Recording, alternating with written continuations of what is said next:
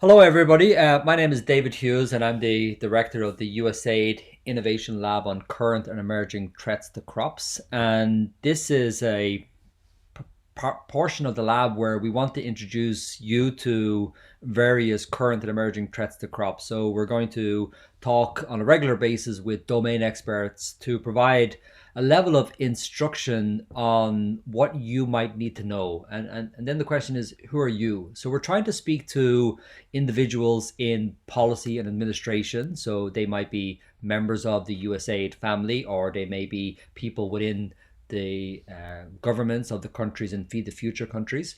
We're also trying to speak to another group of people who are front facing farmers. So these might be people who are in front of farmers on a regular cadence, and they may be individuals who are part of extension services in the country. They may be individuals working for companies who work with farmers, or they may be groups who are serving farmers, for example, the faith based organizations like Catholic Relief Services.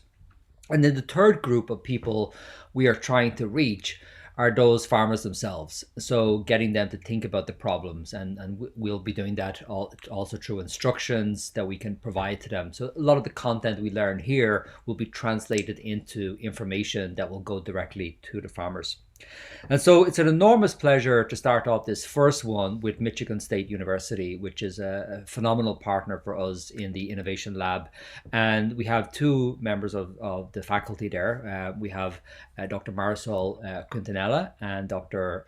Kareem Merdia.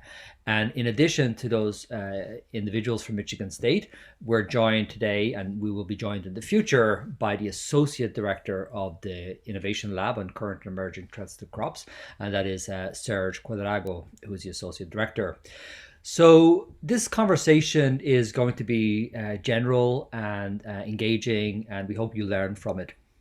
And so Marisol is a world expert on nematodes, and I really wanted to start off with nematodes for this because they're such an incredibly important group of organisms broadly. One of the ideas where if we removed all of the soil from planet Earth, we would see the shape of the Earth in the nematodes in the soil. So they're just incredibly important. They're also important for a pathogenic group of organisms. They're important for plant health, and it's sort of undervalued and underappreciated because most of the damage happens under the ground and we don't see that. So I think it's really important to focus our attention on nematodes. So the first question for you, Marisol, is why should we care about nematodes? Please, maybe you could explain to us all.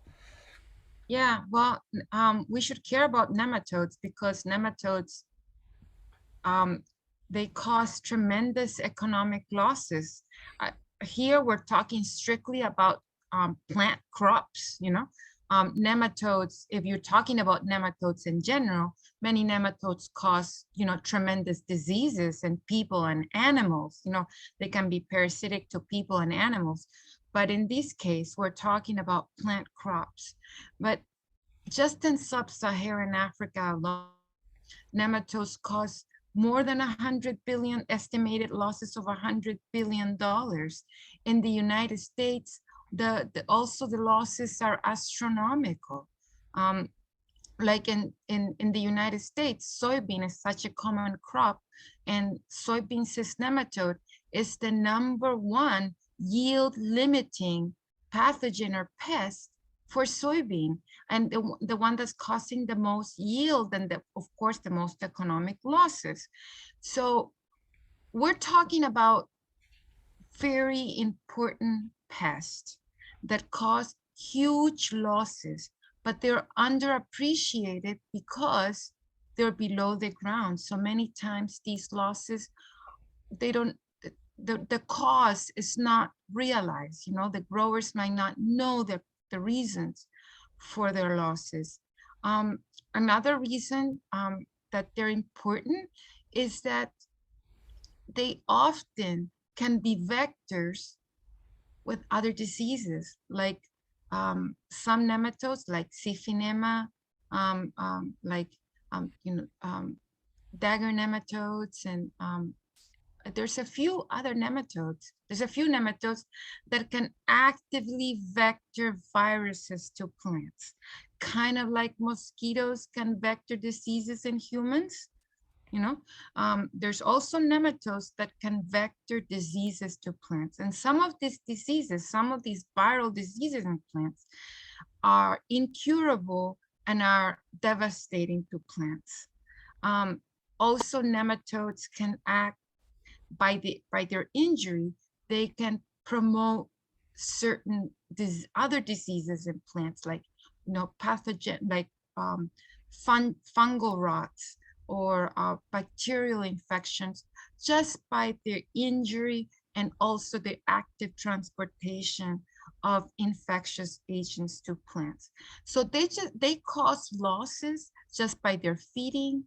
Also, they cause losses through different mechanisms in the plant. They can also vector diseases, or they can transfer diseases by their feeding or make the plant more vulnerable. So they are important problems in many plants, and in many crops, they might be the number one yield limiting pathogen or pest. So nematodes are often ignored, but they should not be ignored. And as time passes and as the years pass, and since my experience, nematodes are more and more appreciated as important causes of yield losses. And this is even more important in the tropics. So I think that's a really good setting of the stage for why we should care. Could you walk a person who doesn't know nematodes through the importance? You mentioned soybean, potatoes, another important one.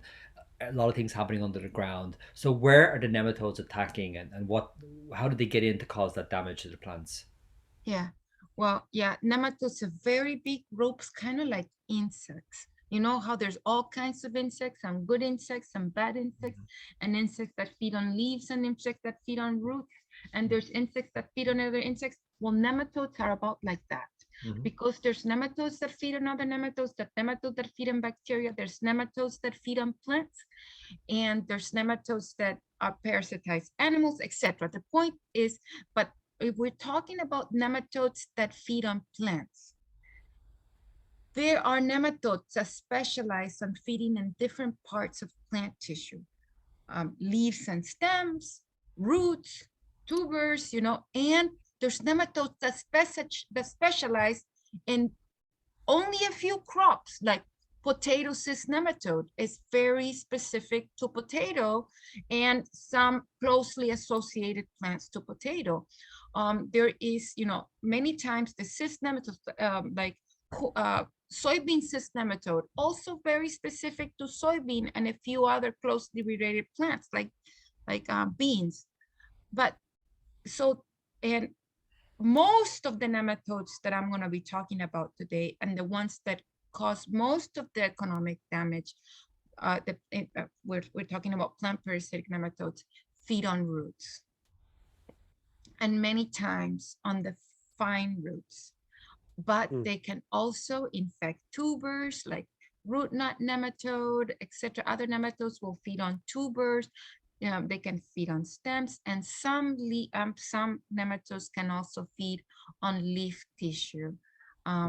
Like, for example, um, Aphelincoides nematode. It's a common foliar nematode that feeds on leaves and stems, and in some crops it can be devastating. But the majority of the damage is being caused by nematodes that are feeding on that are parasitic in root tissue. Marisol, do these nematodes move from one field to other, or from one part of country to another part, or from one country to other?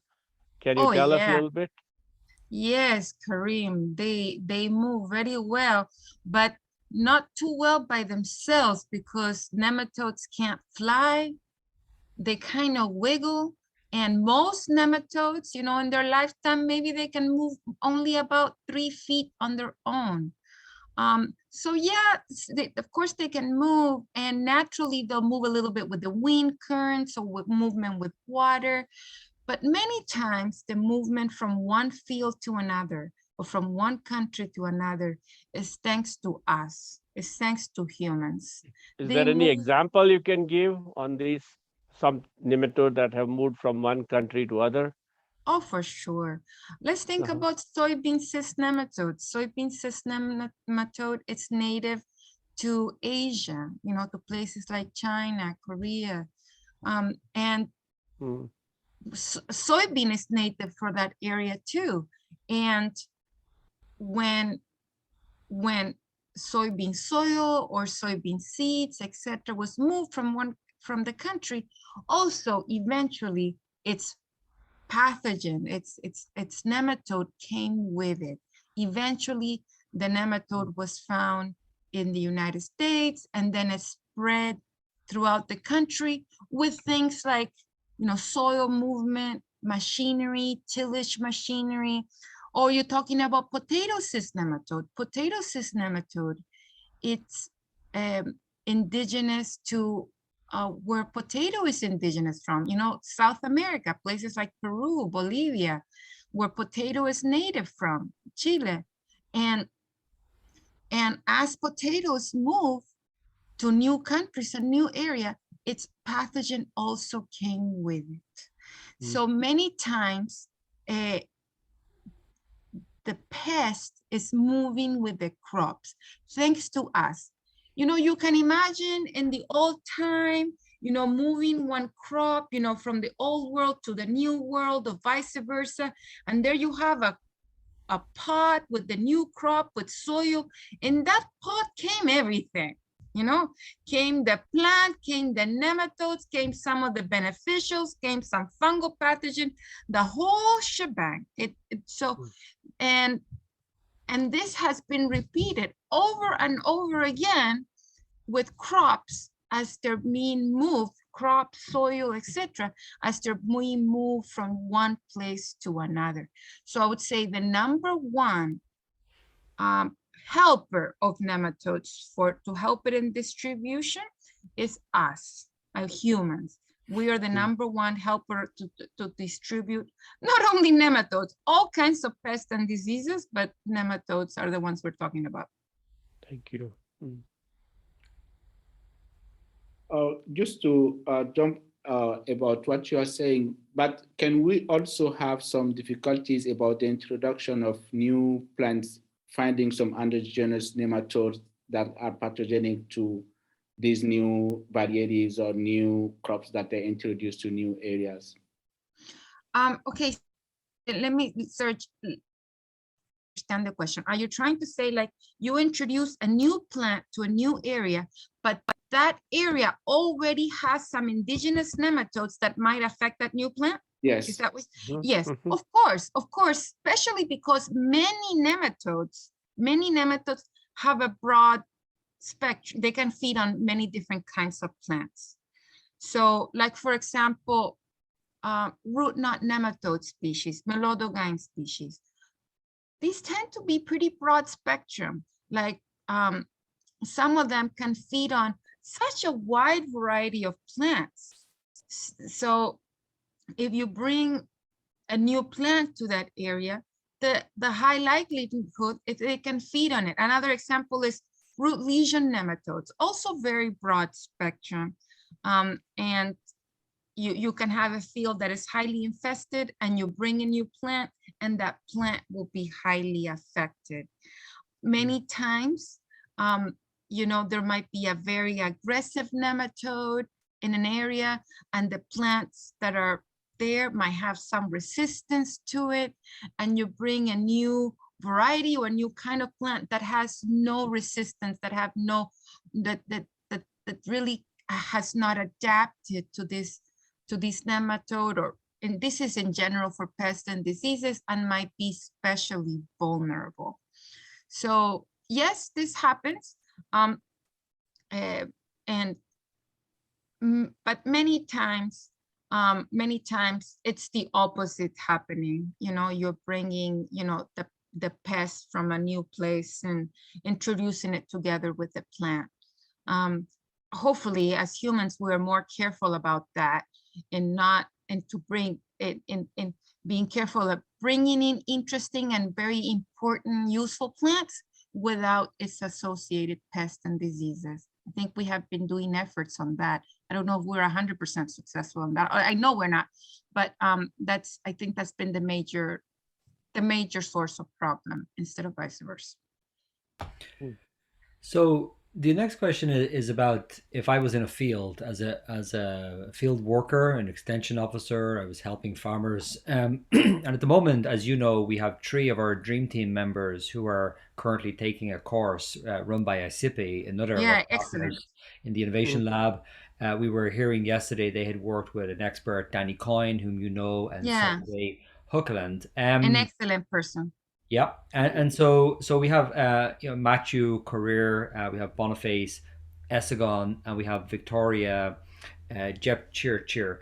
Um, so if we think from the perspective of Matthew, Victoria, and Boniface, or any of the young people on the Dream Team, they're standing in a field, um, plants are suffering, and they suspect something is going wrong. How would you get them to think about the nematodes under their feet?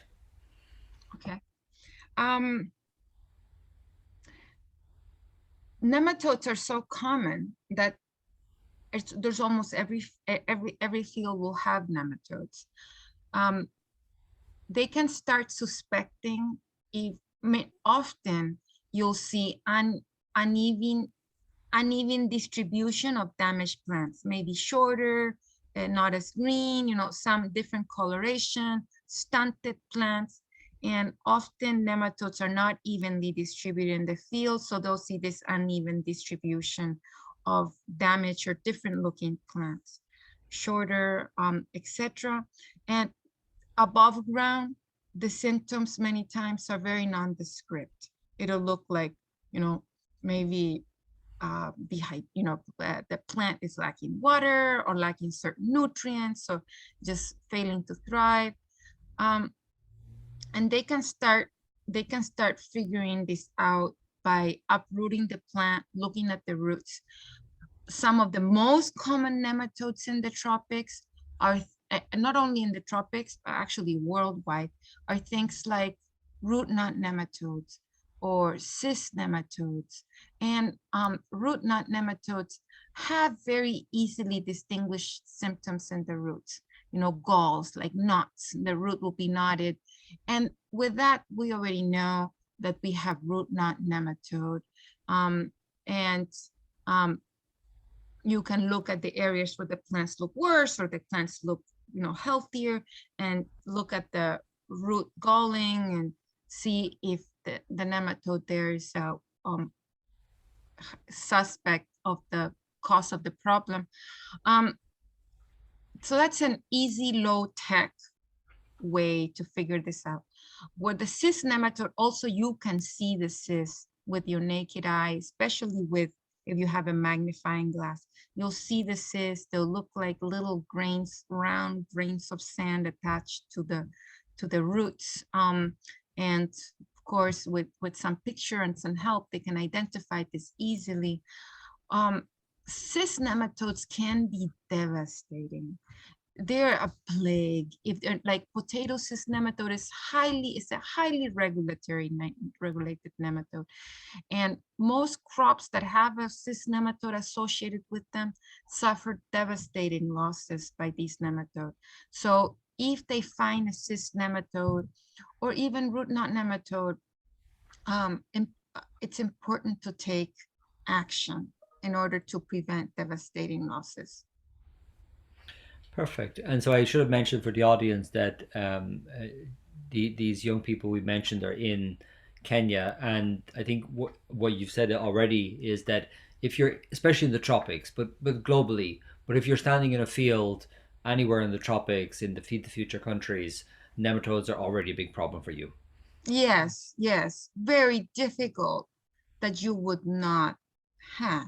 Maybe virgin soil in which you're planting, and you have been very careful not to inoculate with new nematodes, you can have good results. But this is hardly ever the case. So most fields will have significant nematode problems. Oh, One question I have, if you're standing in the field and you have these symptoms that you describe on the roots, or you dig out the plant, you rock out the plant and you're seeing these type of symptoms, what can you do then if you're standing in the field and having this situation? Okay. It's very hard to fix the problem once the crop is there and the problem is ongoing. There's some nematicides that are systemic that can help you have good yields despite nematode damages. But some of the most important steps to be taken are steps that you take before planting. Some of those steps can be rotation with non-host. And this is very important to know which nematode you have. So in order to be strategic of what crops you should rotate with, because some crops that you're rotating can be very good alternative hosts to that problematic nematode. So you could rotate with a crop that is also profitable, that you can also sell, but not be a host. And that way you can be strategic about this. There's other steps that can be taken, things like soil solarization or anaerobic soil disinfestation, application of certain manures. I have had some trials showing effectiveness of nematode reduction with certain manures, manure application. Not all manures work and not all rates work, but there is an effect there. And also plant varieties, because there are some varieties, let's say there's some varieties of tomatoes that might have resistance to root knot nematodes. They have an MI gene, or a gene that makes the nematode less likely to be able to reproduce successfully in those tomatoes. So if you have a field that you have a high pressure, you might want to choose a variety that has this gene. So, and the same thing with potatoes. And there's other, like we're talking about Kenya. Kenya is doing trials with a specific crop, a nightshade that reduces potato cyst nematode.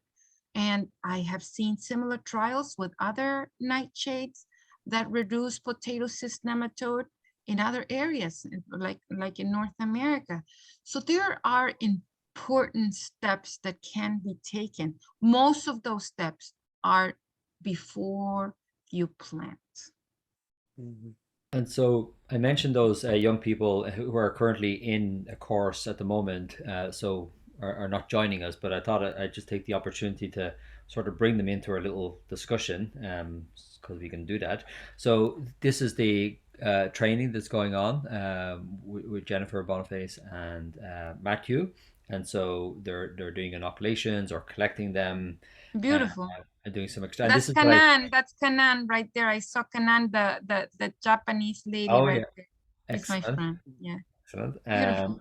And then we have some. I think Matthew was observing in the microscope, and then doing washes, and there we have some. Wow, there you go. I thought Beautiful. this one was pretty nice. Yes.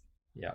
So excellent. I just wanted to bring those two into or maybe I had some more pictures there. That's admirable. They're doing a great job. I mean, their nematode of extraction that I see is sugar centrifugation and flotation, which is the same one we use for extraction in our lab. Yeah.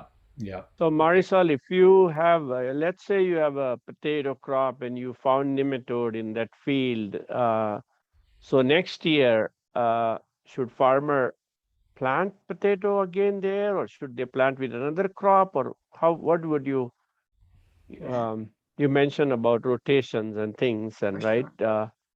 Well, Yeah. one of the most important, if they find potato cyst nematode, they should definitely rotate with a crop that is a non-host. For how long? For how long? The longer the better. Unfortunately, with cyst nematodes, they're very long living, so they can live in the soil without a host for decades, for multiple years in a cyst. So the female dies and her skin becomes hardened, and inside it will die with eggs, 100 eggs, depending on the species, 100 eggs, 150 eggs, 200 eggs, it'll die. And that those eggs will be viable for years. And in some cyst nematodes species, decades without a host. But every year there is some death, some mortality. So the longer you are without a host, the number declines. So but can you do anything to the soil if they are in the soil? Can you? Yeah, like there's some things that you can do. Obviously, we all heard about things such as fumigation, but there's also things like soil solarization, anaerobic soil disinfestation. But there's some new strategy. If you're talking about potato cyst nematode, there's planting of certain crops like this in the nightshade family that in many crops in the nightshade family are good alternative hosts that will increase the number of potato cyst nematode. But there's some kind, okay, there's some variety especially that actually reduce the number of potato cyst nematodes. They work. They are better than just planting nothing. They're better than just having a plain field. There's mortality. The nematodes hatch, or they come out of the cyst and they feed and they die. And there's actually a reduction of these nematodes. So this is one of the #1 strategies. Looks like Solve in Kenya is working through that. But other species like, lychee tomato, or she's working on, I think it's called an African nightshade. Do you remember the name of it, David? That's the African nightshade. Solanum nigrum. Solanum nigrum. Solanum nigrum. So that is what she's investigating.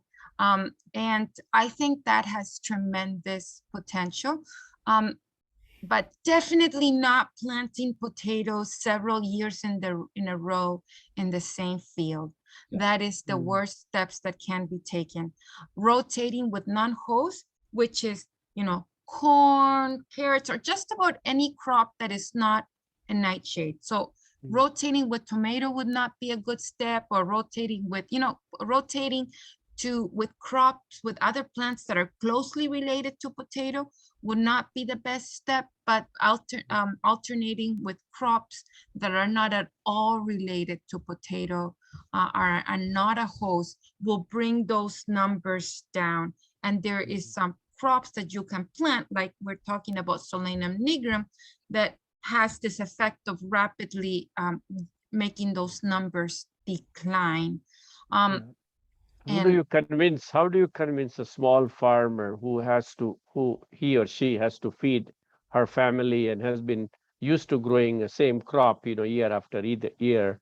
It could be maize or potatoes or cassava or rice.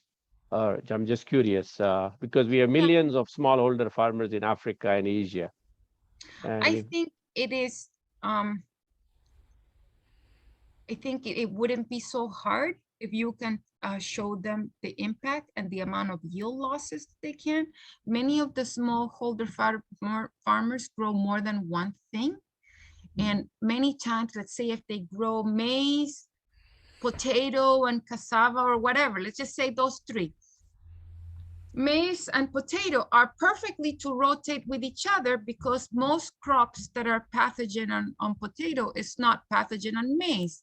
So if they use their soil strategically, and if this year they plant potato in this part of the farm, next year they don't plant potatoes there, they plant maize there. So if they are more knowledgeable and they use their land strategically in order to avoid these problems, it helps. And I think a lot of farmers know this already and might be doing this based on past knowledge. They know that growing potatoes over and over again in the same plots gives them problem, but many times they don't. So I think I think it's not so hard to convince them, and I think most growers will understand. In the United States, potato growers have long rotations without potatoes. They'll grow potatoes and then they won't grow potatoes for 2, 3, or 4 years because the soil becomes such high level of pests and diseases in potatoes. And those farmers are very profitable. So the knowledge, doing this intelligently and based on knowledge can increase profitability, can increase yield. It can really help. Thank you. Yeah. And Matthew was also saying, based upon that meeting they're having with Victoria and Boniface, that they were doing inoculations of potato cyst nematode, and they were learning that in Kenya, one of the varieties, Shanghai, is highly susceptible.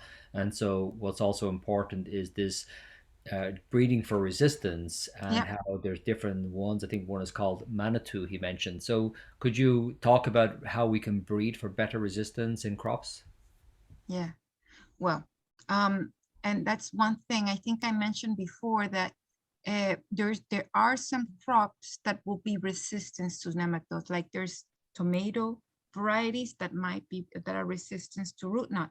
Same thing with potato. There are potato varieties that are more or less tolerant or resistant to potato cyst nematode.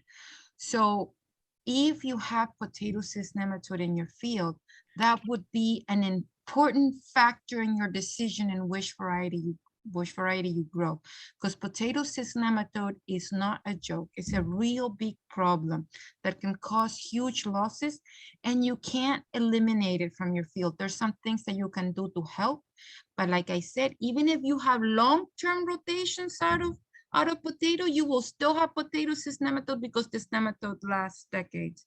But of course, those numbers decline. So choosing those varieties that are not as susceptible is important. So how do they breed? They breed many times. What is happening is that people are going to the original country, let's say Bolivia or Peru, where potato cyst nematode is from, and collecting plants there, more indigenous or potato plants that are in the wild are being used by the farmers there for years, and looking for resistance in those populations.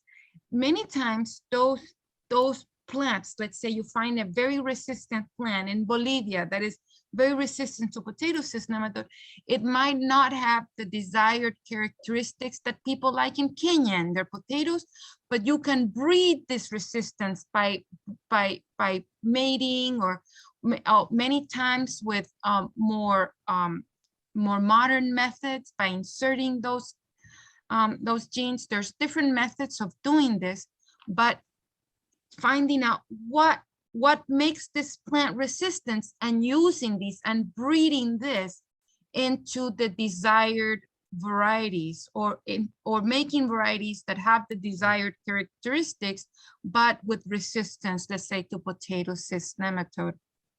And with breeding, there's more than one method of breeding. There's all the way from standard traditional breeding to GMO methods. There's different methods, but the main idea is to introduce this resistance and combine this with desired characteristics on high yield and color, or whatever the growers are looking for. Did I answer your question, David? Yes, very.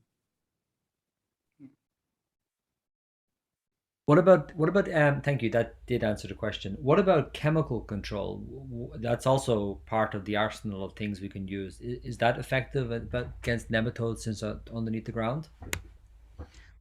Well, unfortunately, most nematode control, chemical nematode controls, are not 100% effective. Even the most effective chemical treatment historically, which is methyl bromide, still would leave some nematodes because the penetration of methyl bromide wouldn't go deep enough to totally eliminate them, but it would really reduce the numbers. So I don't think there's been, after methyl bromide, something with equivalence in effectiveness. Methyl bromide is not commonly used now anymore because of damage to the ozone layer and limits in regulation.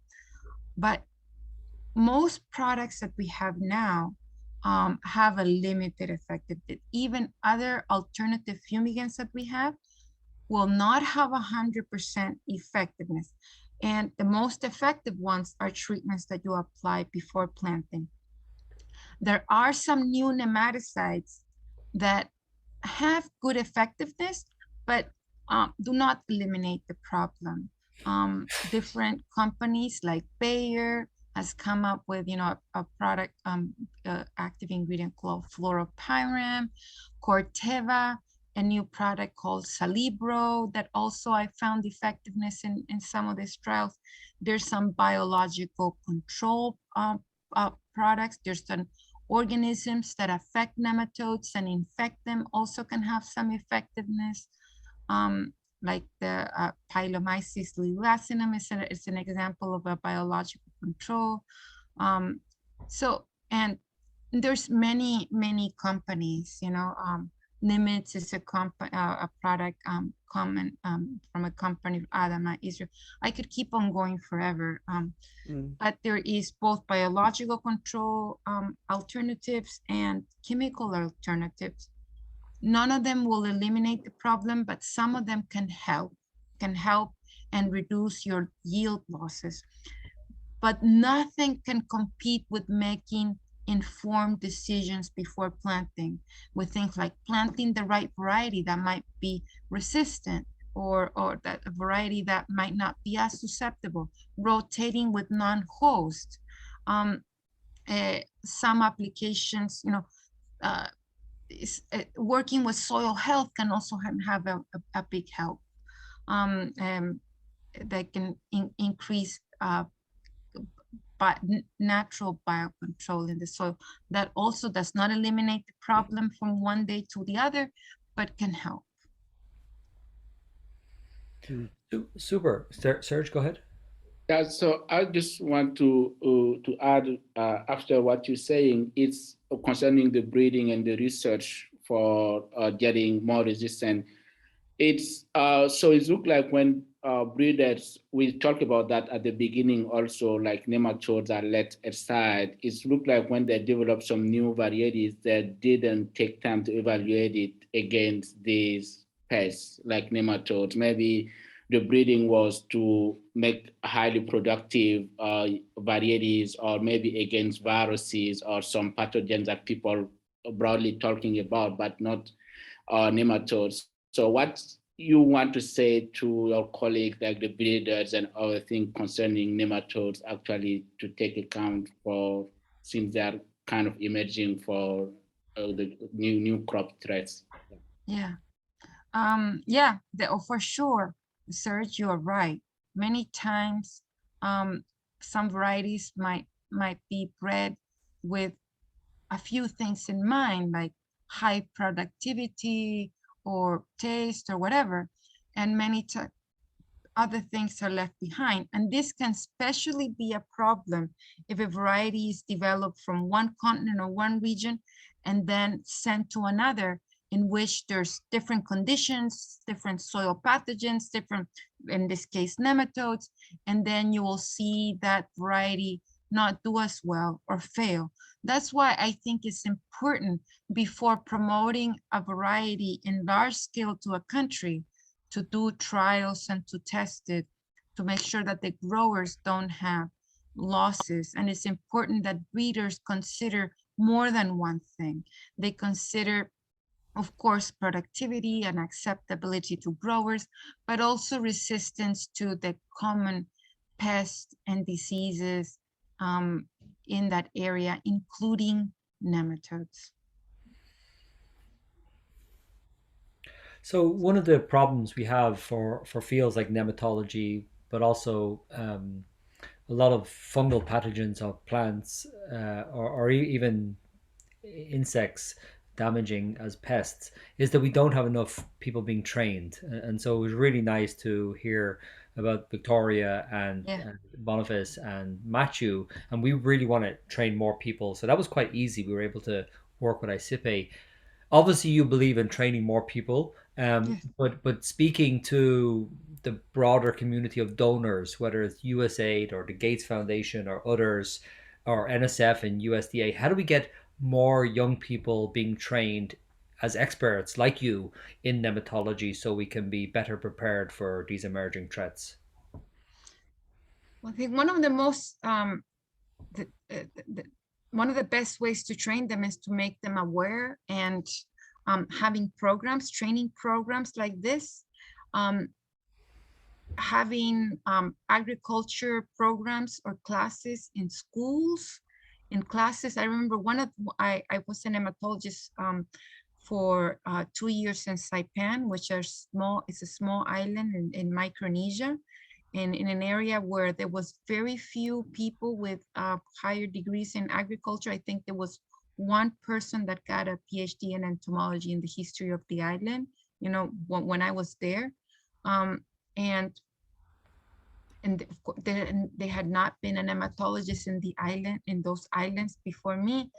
So one of the biggest impacts that I had was going to high schools and giving talks to high schools about what I was doing and the importance of this.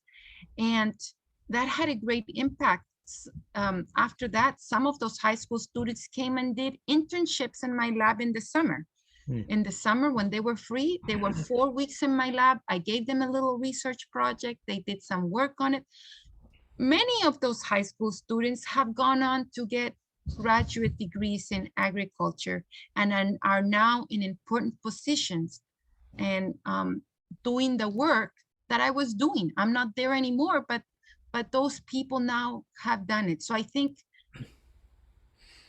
doing even small talks, classes, putting high school students or college undergrad students to work with an expert in the country, or if it's not available in the country, in another country, and training them and then having them go back, obtaining some degrees, and repeating this over and over again will increase the number.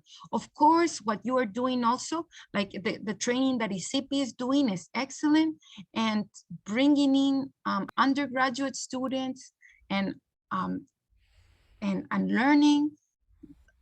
I just cannot see a better way to do this, but all of this needs funding. You mentioned about funding, David. Um, yeah, I mean, without money, you can't organize meetings, you can't hire experts. So obviously, this is important. And agriculture, food is the most important things that we do. I mean, without food, all humans die. So uh, experts in food and managing pests and diseases in food is probably the most important human activity. And it's a very good investment of money. Yeah. And David, when we look at the training and capacity building, and just to add on Marisol's comments, we look at training and capacity building at many different levels.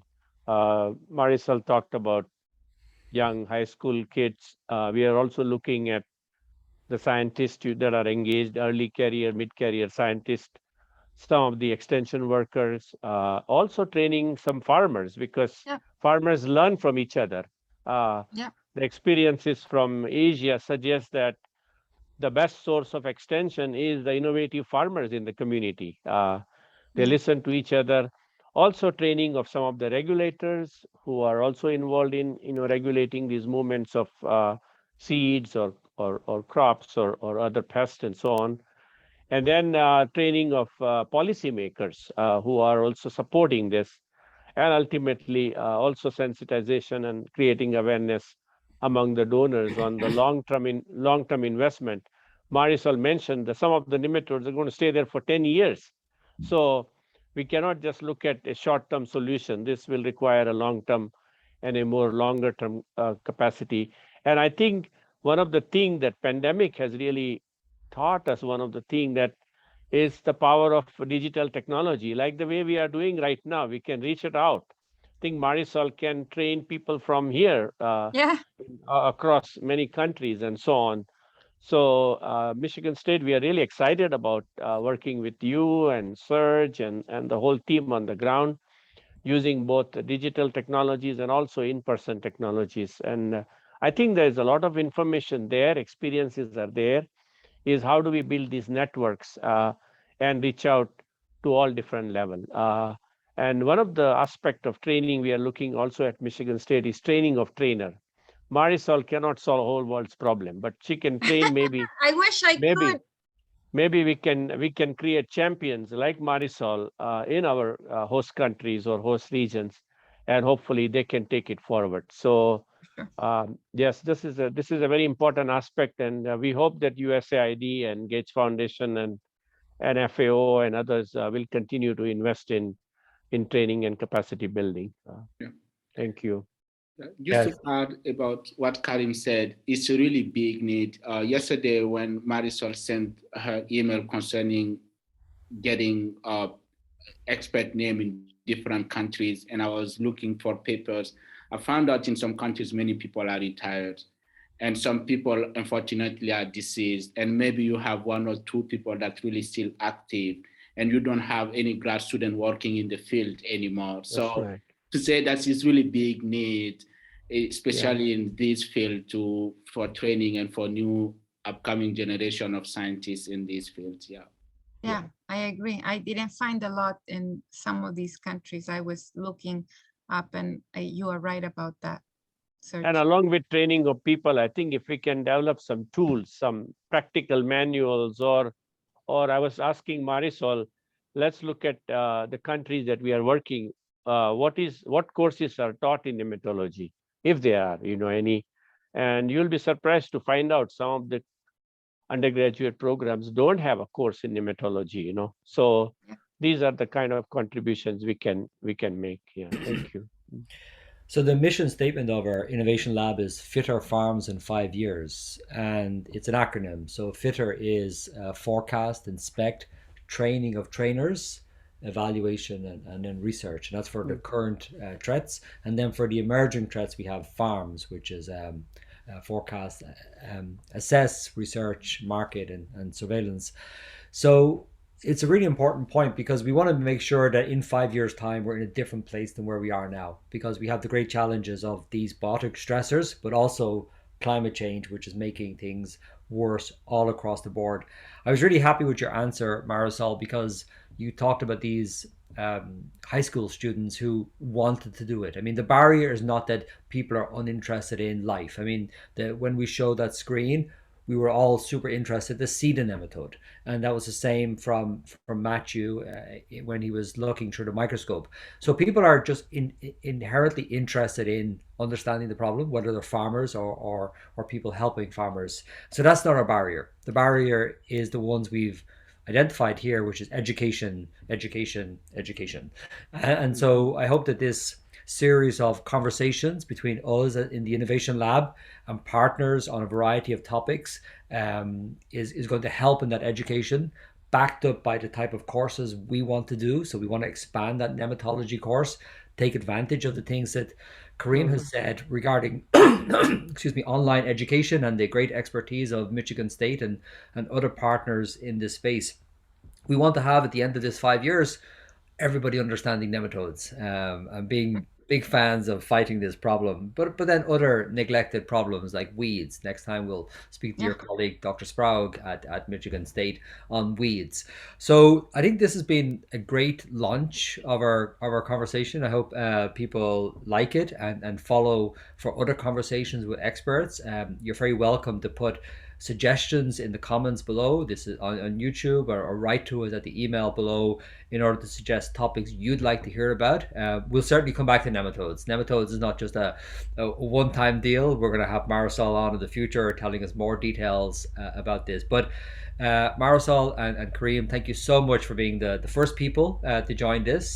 Serge, thank you for being my wonderful co-host. And we're going to continue with new groups and new people in a short time. But this was a great start to our program. So thank you both very, very much for your time. It Thank you was very great. much. Thank you so much, David and Karim and Yeah. Serge.